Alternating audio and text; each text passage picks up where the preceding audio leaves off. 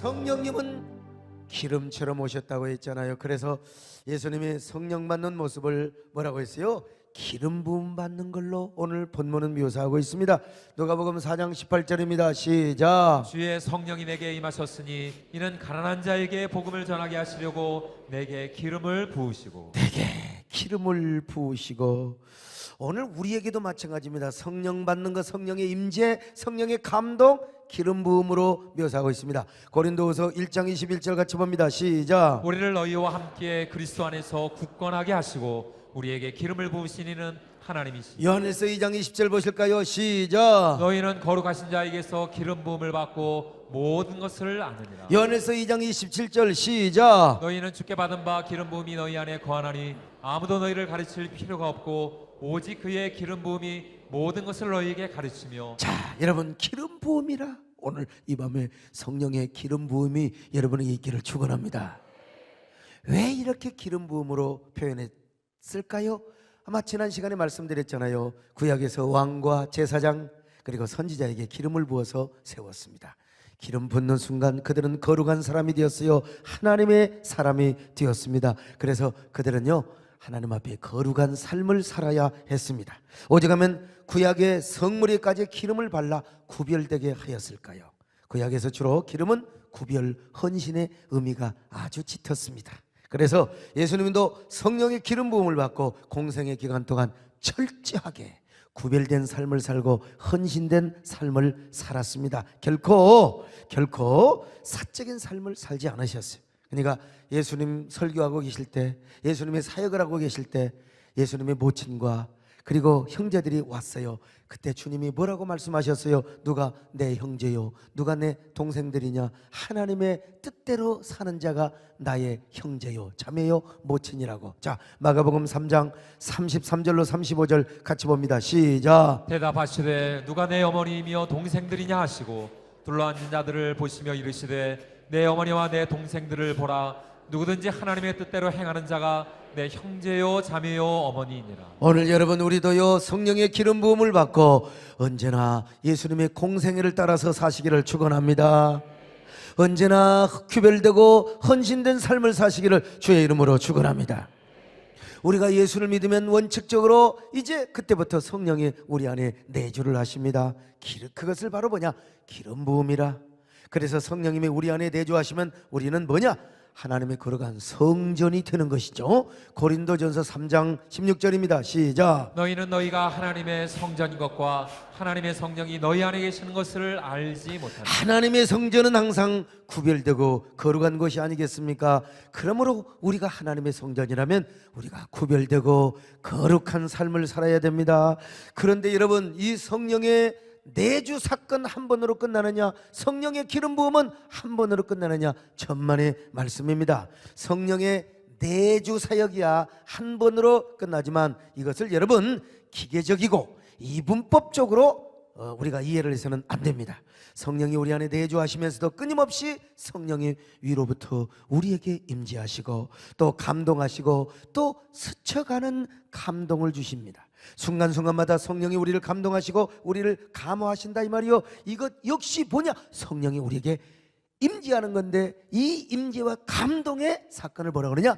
기름 부음이라. 할렐루야. 오늘 성령의 기름 부음이 우리에게 임하시기를 축원합니다. 그러니까 성령의 기름 부음의 사건은 뭐냐? 한 번이 아니라 계속 연속된다 이 말이요. 성령의 기름 부음이 있어야 우리 믿음이 생동력이 있고 살아 움직이며 되는 거요. 살아 움직이게 되어 있어요. 그러니까 성령의 기름 부음의 사건은 계속해서 ING로 진행이 된다 이 말이요. 오늘 여러분 구약에서 기름을 보면은 머리에서부터 발끝까지 기름이 철철 흘러 넘치는 것처럼 오늘 우리에게도 주여 성령의 기름이 흘러내리게 하여 주옵소서. 은혜가 흘러내리게 하여 주시옵소서. 철철 흘러내리게 하여 주시옵소서. 이런 성령의 기름 부음의 중요성을 우리 예수님은 마태복음 25장에서 열처녀 비유를 통해서 아주 경각심을 주셨어요. 자, 마태복음 25장 1절로 4절 시작. 그때의 천국은 마치 등을 들고 신랑을 맞으러 나간 열 처녀와 같다 하리니 그 중에 5은 미련하고 5은 슬기 있는 자라. 미련한 자들은 등을 가지되 기름을 가지지 아니하고 슬기 있는 자들은 그릇에 기름을 담아 등과 함께 가져갔더니. 여러분, 지혜로운 처녀, 미련한 처녀가 있어요. 미련한 처녀가 되었건 슬기로운 처녀가 되었건 다 여러분 신랑을 기다려 등을 가지고 있었어요. 처음에는 등불을 다 켰어요. 물론 이 여자들도, 미련한 여자들도 기름이 전혀 없단 말은 아니요. 지난번에 말씀드린 것처럼 렌트카를 빌려도 약간의 기름이 있는 것처럼 이 미련한 여자들도 등불을 켜고 있었던 건 분명합니다. 근데 금방 오실 줄 알았던 예수님이 금방 안 오시는 거예요. 다시 오마 약속하신 주님께서 더디 오셔요. 더디. 그러자 미련한 처녀 그리고 지혜로운 처녀 할 것 없이 좀 졸았어요. 더디 오셔. 자, 마태복음 25장 5절입니다. 같이 봅니다. 시작. 신랑이 더디 오므로 다 졸며 잘세. 그런데 갑자기 졸고 있는데 저 청지기가 막 소리를 내잖아요. 신랑이로도 맞으러 와라. 여러분, 어떤 여자들이 신랑을 맞을 수 있었습니까? 등불이 켜져 있는 여자만 신랑을 맞이할 수 있었다 이 말. 그래서 잠시 졸고 있더라도 지혜로운 여자의 등불은 꺼지지 않았어요. 왜? 여분의 기름이 있단 말이요. 여분의 기름을 딱 따라서. 근데 이 멍청하고 미련한 여자는 세상에 기름이 없어요. 등불이 다 꺼져 버렸어요. 그래서 주인을 맞이할 수 없었다 이 말입니다. 그러니까 미련한 여자들이 지혜로운 여자들에게 부탁을 합니다. 제발 우리에게 기름 좀 나눠줘라. 기름 좀 꽂아라. 여러분, 지혜로운 여자들이 뭐라고 말합니까? 아이고, 너희들에게 기름 꽂았다가 우리의 등불도 꺼질까 하노라. 그러면서 그들은 신랑을 맞았습니다. 그러자 미련한 여자들이 그때야 기름을 구하러 가는 것입니다. 그래서 다시 등불을 켰지만 이미 혼인잔치의 문은 닫혀져 버렸어요. 버스가 지나가 버렸어. 다 끝났어요. 대문을 두들기며 주여 우리에게 문을 열어주세요. 등불을 켜고 있나이다. 그러자 신랑이 뭐라고 말합니까? 진실로 내가 너희에게 이르노니 내가 너희를 알지 못하노라. 그랬어요. 알지 못하노라. 그러므로 여러분, 자, 어디 한번 성경을 읽어봅시다. 마태복음 25장 7절로 12절 다시 확인합니다. 시작. 이에 그 처녀들이 다 일어나 등을 준비할세 미련한 자들이 슬기 있는 자들에게 이르되 우리 등불이 꺼져가니 너희 기름을 좀 나눠달라 하거늘 슬기 있는 자들이 대답하여 이르되 우리와 너희가 쓰기에 다 부족할까 하노니 차라리 파는 자들에 가서 너희 쓸 것을 사라 하니 그들이 살아간 사이에 신랑이 오므로 준비하였던 자들은 함께 혼인잔치에 들어가고 문은 닫힌지라. 그 위에 남은 처녀들이 와서 이르되 주여 우리에게 열어주소서. 대답하여 이르되 진실로 너희에게 이르노니 내가 너희를 알지 못하노라 하였느니라. 아멘. 여러분, 오늘 여러분이요, 신앙생활은 뭐냐? 기름 준비를 잘하는 것이구나. 주여, 우리가 기름 준비 잘하게 하여 주시옵소서. 깨닫는 여러분 되시기를 축원합니다. 여기서 기름은 뭐냐고 했어요? 지난 시간에도 말씀드렸는데 전통적으로는 이 기름을 성령님의 내적인 은혜와 영적인 능력이라고 해석을 해왔습니다. 그런데 최근에 와서 이제 일부 학자들이 기름을 제자도나 믿음의 거룩하고 선한 행실로 해석을 하고 있는 분들이 계세요. 왜 그러느냐? 유다이즘에서요, 기름은 구별이나 거룩의 의미도 있지만 선한 행실의 의미도 있다는 것입니다. 그래서 유대 랍비들은 율법을 연구할 때 기름을 섞어서 연구해야 된다. 이게 은유적 표현인데, 다시 말하면 아무리 우리가 성경을 읽어도 선한 행실을, 믿음의 행실을 보여주면서 은혜를 사모하고 신앙생활을 해야 된다. 아주 굉장히 또 중요한 관찰이죠. 그래서 최근에 학자들은 이 기름을 마태복음 5장 15절로 16절과 연관하여 해석합니다. 자, 마태복음 5장 15절로 16절 시작. 사람이 등불을 켜서 말 아래에 두지 아니하고 등경 위에 두나니 이러므로 집안 모든 사람에게 비치느니라. 이같이 너희 빛이 사람 앞에 비치게 하여 그들로 너희 착한 행실을 보고 하늘에 계신 너희 아버지께 영광을 돌리게 하라. 그러니까 여러분, 등불을 비치는 거, 그러니까 등불이 뭐냐?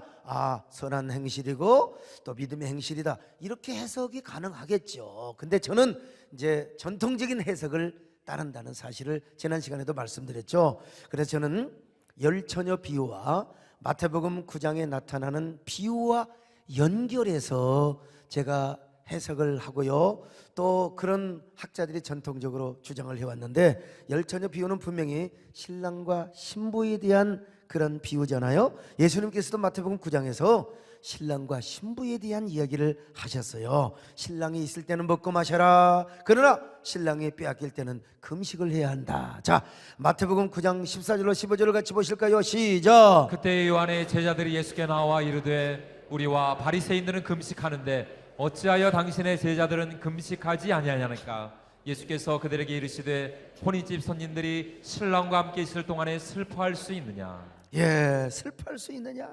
저는 오히려 이 말씀과 연결을 한다 이 말이에요. 여기서도 비유적으로 이야기를 하셨어요. 이 말씀이 무엇이냐?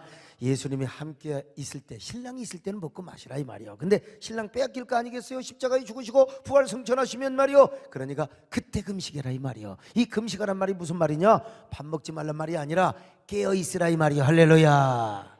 예? 그래서 저는요, 열처녀 비유에서 기름은 성령의 내적인 은혜와 능력, 그리고 성령의 끊임없는 기름 부음의 역사로 제가 관찰하고 그렇게 의미한다고 해석을 한다고 했어요.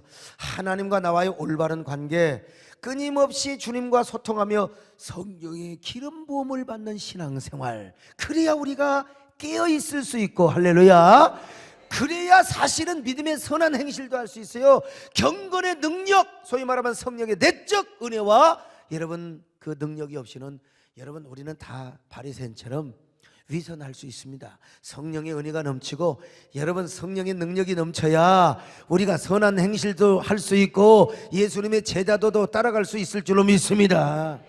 근데 왜 요즘 이제 일부 학자들이 성령의 이걸 그런 걸로 보는 것보다 선한 행실로 보려고 하느냐? 이 성령의 기름을 내주로, 성령의 내주로만 본다면 이 미련한 다섯 처녀들은 처음에는 성령이 내주했다가 나중에 성령이 소멸되어 버린 거 아니냐, 이런 신학적인 교리적인 원리에서 그렇게 관찰을 하게 된다는. 그러나 저는 이것을 꼭 성령의 내주성으로만 볼 것이냐, 하나님과의 관계성이나 그리고 성령의 지속적인 은혜, 하나님과의 관계성 속에서 성령의 지속적인 은혜, 지속적인 기름 부음, 저는 이렇게 봐도 얼마든지 가능하다고 봐요. 그래서 사도 바울도요 이런 표현을 썼잖아요. 너희가 성령으로 시작하였다가 육체로 마치겠느냐.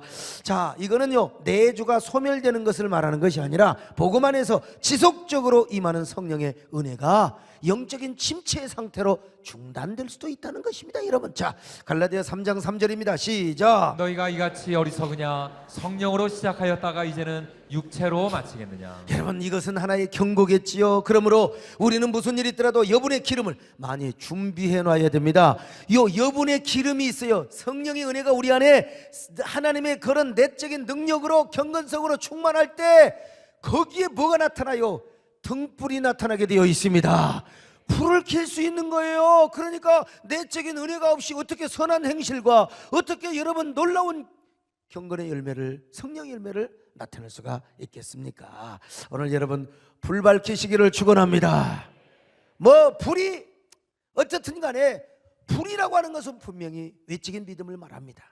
외적인 믿음, 등불은 외적인 믿음이 사람들이 볼 수 있는 믿음이요. 그 믿음이 뭘로 나타납니까?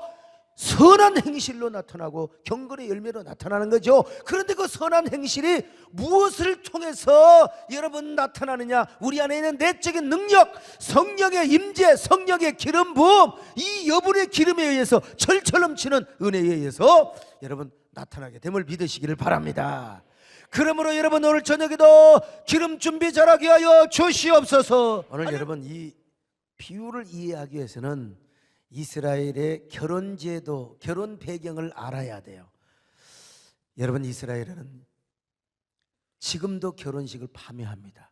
요즘 참 어떻게 세상이 말세가 됐는지 우리나라도요 그거 결혼식을 밤에 하는 경우가 있습니다. 그렇죠? 예, 밤에.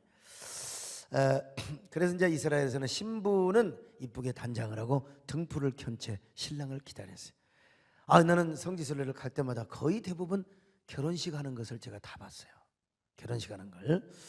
왜 신부가, 요즘이야 이제 그렇지 않지만 옛날에는 왜 신부가 등불을 켜고 기다려야 했느냐? 여러분 이게 다 이게 알아야 돼요. 하와가 에덴 동산에서 가정의 축복의 불을 꺼버렸어요. 선악과를 따먹고요. 이 여자가 망조를 그냥 이 여자가 괜히 선악과 따먹고 가정을 망쳤지요. 그래서 다시 하와가 가정의 축복의 등불을 켜는 의미에서 신부는 등불을 켜놓고 신랑을 기다리는 거예요. 절대로 졸지도 않고 깨어서 흐트러지지 않는 모습으로 신랑을 기다립니다. 우리가 오늘날 결혼식을 할 때도요, 신랑 신부가 신랑 신부 어머니죠. 어머니가 이제 화촉을 밝혀요. 그 이유가 있는 게 이게 다 거기서 나온 거예요. 예? 우리 여자가 이 여자들이 그냥 선악과를 따먹어 가지고 이 가정을 망하게 했어요. 그리고 인류를 그냥 캄캄하게 만든. 그래서 우리가 우리 가정, 사위 가정, 아들 가정, 우리 딸 가정, 며느리 가정 등불을 켜서 가정의 축복의 등불을 밝힌다. 이런 의미로 하는 거. 이거 아는지나 모르겠어요, 여러분. 참 알고는 하는지 모르겠어요. 그 어떤 사람은 또 이걸 못 켜가지고 막 손을 덜덜덜덜덜덜덜덜 내가 손을 또 잡아줘서 내가 봐도 참 훌륭해 아무튼간에요. 이렇게 잘 키라고. 그래서 여러분 가정의 등불을 켜는 거예요.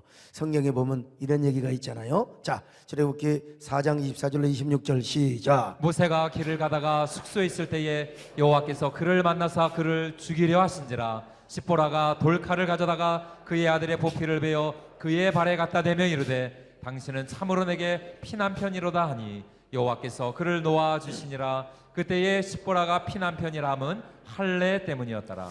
무슨 말입니까? 지금 모세가 하나님의 부름을 받고 이제 미디안 광야에서 애굽으로 갑니다. 근데 갑자기 하나님께서 모세를 막 목을 졸라버렸는지 막 모세가 그냥 죽는 거예요. 경련을 일으키면 마치 간절한, 뭐 성경이 정확히 안 나왔지만 간절 환자처럼 막 죽이려고. 아이 성령께서 하나님의 여호와의 사자가 막 모가지를 삐트니까. 근데 참, 그 여자가 지혜로워야 됩니다. 여자가요. 십보라는요 지혜로운 여자여서 왜 하나님의 사자가 자기 남편을 죽이려고 하는가 여러분 척하면 알아야 돼요. 그 이유는 아들들이 할례를 안 받아서. 이 모세가 할례를 줘야 되는데 할례를 안 줬단 말이죠. 그러다 모세는 빨리 부싯돌로 칼을 만들어요. 여러분 부싯돌이 뭔 줄 아세요? 우리나라로 말하는 차돌이요. 차돌은요 하얀 돌입니다. 요걸 깽변에 있는 돌을 갖다가 조는 사람 머리빵 맞으니까 조심해요. 튀가 나면요 차돌을 갖다가 돌에다가 팍 깨면 차돌이 깨져요. 깨지면 반드시 그 칼이 됩니다. 차돌은요 빼쪽빼쪽은 칼이요. 그래서 모세 아들들을 오라고 해갖고 참 십보라 대단한 여자. 야 바지 내려. 그리고는 그 포피 있잖아요. 그걸 쭉 잡아당기고 칼로 갖다 팍 쓸어버렸어요. 야 여자 대단한 거예요 진짜. 그래갖고 막 피가 나니까 잡아 이 새끼야. 또 작은 놈아. 그러니까 여러분요 아마 이제 그때 뭐 약이 있겠어요. 뭐 쑥을 막 뭉쳐갖고 그냥 잡아 10분 잡아 20분 잡아. 예. 아이 그래가지고 그렇게 했더니 하나님이 모세를 놔주는 거예요. 그러면서 그냥 포피를 아마 던졌겠지. 에이 미련한 남편아, 당신은 피난편이야. 당신은 피난편이야. 하마터면 당신. 여러분 그랬더니 하나님께서 모세를 놓아 주었어요. 십보라가 모세를 살린 겁니다. 여러분 이게 그림자지요. 하나의 모형적인 하나의 어떤 케이스라고 할 수 있죠. 십보라가 모세의 가정에 등불을 켠 것이나 마찬가지죠. 오늘날도 여러분요 남편도 미련하면 여자라도 좀 깨우쳐야지요. 남편이 시험 들면 함께 같이 시험 드는 등신 같은 여자도 있어요.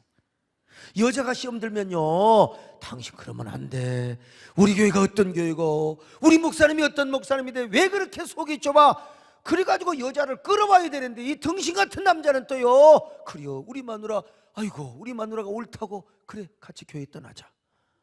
우리 같이 시험 들자. 여러분 둘 다 불이 꺼져버려.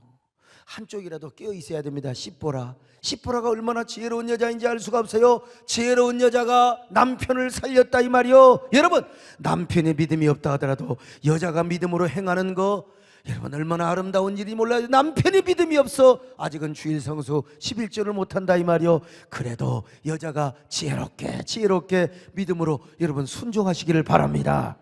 우리 여성도들 이런 믿음을 가지시기를 축원합니다.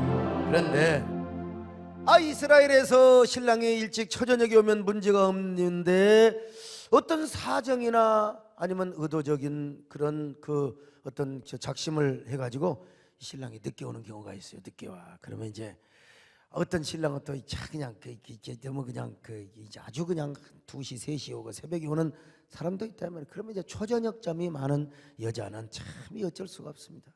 초저녁잠이 많은 여자는 여러분 그러고 나서 기름도 이제 떨어져 버려. 그러면 이제 어떻게 돼요? 등불이 꺼지는 거죠. 졸고 있는 순간에. 그러면 신랑이 올 때 여자가 그냥 조금 멋있게 졸면 좋은데 아예 그냥 개침을 질질 흘리고 졸고 있거나 코를 그냥 완전히 비틀어지도록 골고 불도 꺼져보는 애. 에이 재수없는 여자야. 내가 너하고 어떻게 살겠냐 이런 재수없는 여자 같으니라고 그러고 가버려. 신랑이 가버려. 아무리 초저녁잠이 많고 피곤하다 하더라도 일생에다가 한 번이잖아. 은장도를 딱 갖고 졸음이 오면 콱콱 쑤셔야지. 그래야 되잖아요. 아이고 참.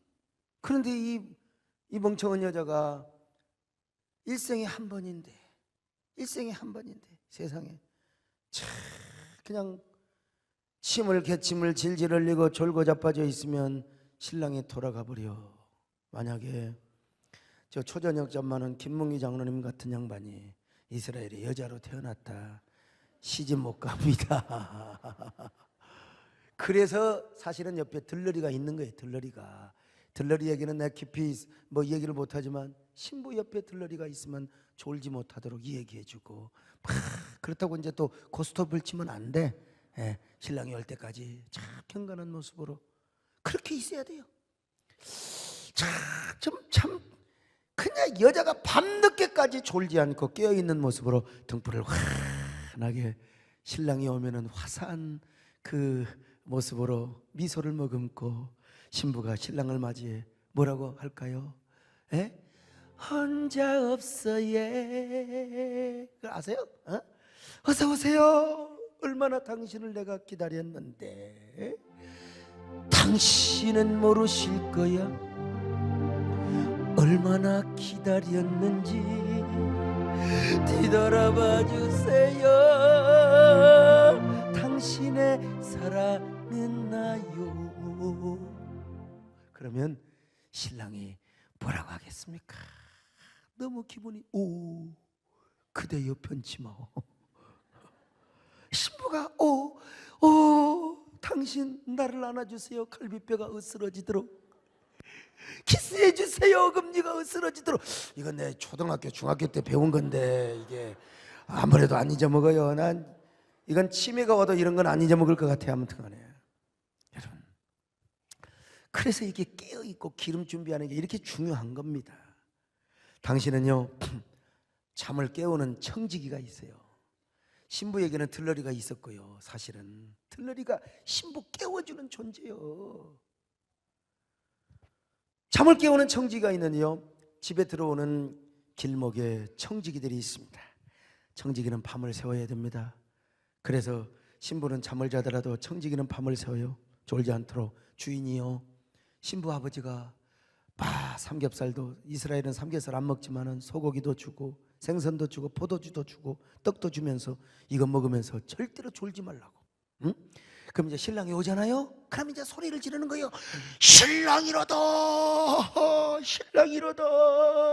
여러분, 이 역할을 하는 게 바로 뭐냐?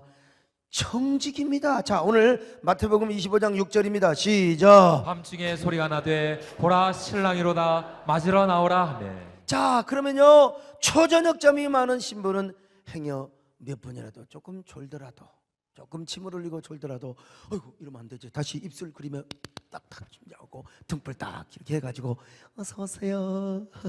당신은 모르실 거야. 얼마나 기다렸는지 하고 이제 하는 거예요. 그러면 이제 어떻게 됩니까? 다 그 신부를 안아주며 사랑하는 신혼으로 가게 되는 겁니다. 여러분, 오늘 주님은요 본문에서 깨어있는 믿음을 위해서 기름 준비를 하라, 이 배경을 알면요 이 기름 준비가 무엇인가 우리는 그림 언어로 이해를 할 수가 있는 거예요. 오늘 여러분이요, 여러분도 예수 그리스도 안에서 기름 준비 잘 하시기를 축원합니다. 이 기름 준비와 깨어있음이라고 하는 거, 이거 얼마나 중요한지 몰라요. 믿음으로 깨어있기를 축원합니다. 그러기 위해서 우리가 성령님께서 부어주시는요 내적인 은혜와 성령의 능력을 풍성히 공급받아야 돼요. 그러려면 하나님과 우리와의 관계가 하나님 앞에 잘 돼야 돼요. 여러분, 우리는 과거에 은혜 받았다고 여러분 한 번 은혜 받은 것으로 한 번 비침 받고 한 번 우리가 은사를 맛본다고 끝나는 게 아니요, 계속해서 은혜를 또 받고 성령께서 또 기름을 부어주시고 또 임재하여 주시고 감동하시고 우리에게 생명의 능력을 더하여 주시고, 그럴 때 우리의 믿음이 깨어있는 겁니다. 하나님을 사모하게 되는 거예요.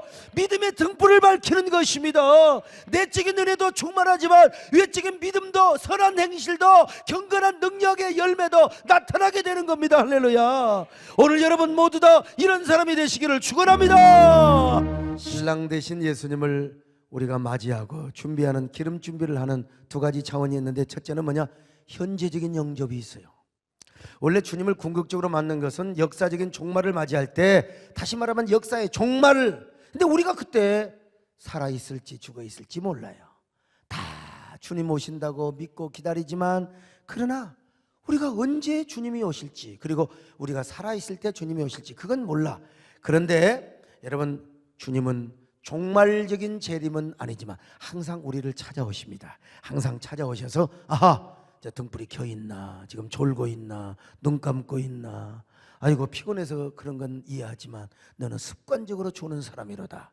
아이고 기름이 부족하네. 세상에 너는 맨날 그냥 그렇게 성형외과 갔다 오지도 않았으면서 이렇게 철야기도만 되면 쌍꺼풀이냐 하고 이제 주님이 다 와서 여러분의 믿음을 점검하시는 거예요. 11조도 잘하는가, 네 마음속에 불평이 얼마나 있는가, 얼마나 감사하고 살아가는가, 맨날 그냥 불평만 하고 있는가 오셔서 점검을 하신다 이 말이요. 여러분, 그런데 우리 속에 은혜가 충만하고 생명나무가 가득하고 생명나무 열매가 가득해 성령의 내적인 은혜와 임재와 감동이 막 충만해서 언제나 입만 열면 감사하는 거예요. 찬양하는 거예요. 아멘하는 것입니다. 이런 사람은요 언제나 막 촛대의 불을 더 밝히게 해주시고 은혜를 더 주시는 거예요. 있는 자는 무릇 없는 자까지 뺏어다가 여러 번 맡겨주시는 하나님을 믿으시길 바랍니다. 할렐루야. 그런데 맨날 그냥 졸기만 하고 불평만 하고 그냥 불도 다 꺼져가고 기름 준비도 하나도 안 해놓고 맨날 텔레비만 보고 세상 그냥 세상 것으로 가득 차갖고, 그러면 여러분 계속 그러면은 여러분 주님께서 촛대를 옮기실 수가 있어요. 은혜를 거두어 가실 수가 있어요. 한동안 물론 그 사람 천국 갈 수 있지만 세상에 이 땅에 살면서 오랜 기간 동안 영적 침체를 우리가 당하면 어떻게 되겠습니까? 오늘 여러분 매 순간순간마다 기름 준비 잘하고 주님 맞을 영접할 준비를 잘 하시기를 축원합니다. 이게 바로 뭐요? 슬기로운 신부라 이 말이요. 귀가 있는 사람은 깨달으시기를 주님의 이름으로 축원합니다. 그런가 하면은 종말적 영접이 있어요. 이제 언젠가 주님이 오세요. 구름 타고 가신 그 모습대로 주님이 다시 오신다 이 말입니다. 자, 그런데 초대교회 때부터 주님은 오신다. 여러분 주님의 오심을 믿으시길 바랍니다. 근데 더디 와요. 그러니까 이 사람들이 졸아요. 초대교회 성도들은 자기 생전에 오실 줄 알았어요. 주님 곧 오실 줄 알았어요. 그러니까 그냥 그 카타콤에 가서 그냥 그 공동묘지 무덤에 가서 그냥 살한 거예요. 주님이 내 생전에 오실 것이라고, 곧 오실 것이라고. 근데 그 주님이 자꾸 더디 오세요. 근데 우리 초대교회도 마찬가지입니다. 우리 한국의 초대교회도 길선주 목사님 같은 경우요, 요한계시록만 2만 번을 읽었대요. 2만 동을 해서 다 읽어버리지 뭐. 그냥 주님이 곧 오신다고, 주님께서 곧 오신다고. 제가 신학교 다닐 때만 해도 장성에서 시온산 기도를 하셨던 박성범 목사님이 계셨어요. 이 박성범 목사님, 내가 지금 생각해보면 그분은 세대주의적 종말론을 가르친 분이었는데 어쨌든요 뭐라고 집회하고 다닌 줄 아세요? 여러분 지금 젊은 사람 여자의 몸속에 있는 그 아이 장가가기 전에 주님 오십니다. 시집가기 전에 주님 오십니다. 우리 정문사님이 그런 양반 내게 주로 은혜를 받고 그랬어요. 이 정권사님도 마찬가지요. 야, 주님 곧 오신다이. 공부할 필요 뭐가 있냐? 열심히 돈 벌어서 교회나 지차이. 그리고 주님 맞이하자. 이게 이제 어떻든 은혜를 받아도 의식 구조가 바뀌어야 되는데 의식 구조가 이제 그런 분들에게 말씀을 듣고 은혜를 받았어요. 송기태 목사님이라고 돌아가셨는지 모르겠어요. 이분도 전국을 다니면서 주님 곧 오신다. 주님 곧 오신다. 참 훌륭하신 분들이죠. 그분이 뭐 세대주의적인 전찰련이 중요한 게 아니고 진짜 주님을 사모하며, 어떤 분은요 실컷 종말론을 가르치면서 뒤로 돈 빼는 사람이 있어요. 여러분, 그거는 진짜 가짜입니다. 도적입니다. 그런 분들은 정말로 주님 곧 오실 걸 믿고 경건하게 살고 돈도 안 빼돌리고 깨끗하게 사셨어요. 있는 대로 다 바치고 그렇게 살았던 분이요. 그분들이 제일 많이 불렀던 찬양이 뭔 줄 아십니까? 여러분 아시죠? 주 예수의 가님이 가까우니 저천득을 얻을 자 회개하라. 주 소령도 높이 부르시고 무천사도 나와서 영접하라. 진짜 나도 이거 오랜만에 불러요. 나도 진짜 이런 노래 요즘 안 불러. 옛날에 부흥이 할 때요. 제가 이래봬도 여러분 그 광주에서 정근사님은 뭐 거의 오리지널 사투리를 쓰는데 비행기 딱 내려가지고 공항에서 택시를 타니까 그렇게 택시기사님의 말이 어색하더래. 자기도 사투리 쓰면서요. 뭐라고 한 줄 알면 택시기사가 이거 어디로 모시키라. 그게 그렇게 어색하더라는 거예요. 저도 마찬가지요. 옛날에 이 찬송을 얼마나 많이 했는데 지금 내가 부르니까 좀 어색해요. 그만큼 이런 찬양을 많이 안 부르더라는 거예요. 옛날 저 준비 찬송할 때요, 그 부흥이 할 때 그냥 옛날 여러분 나이 드신 분들 알 거 아니에요. 주 예수의 강림이 불어나니 아싸라바빠. 요즘은 그렇게 안 해. 참.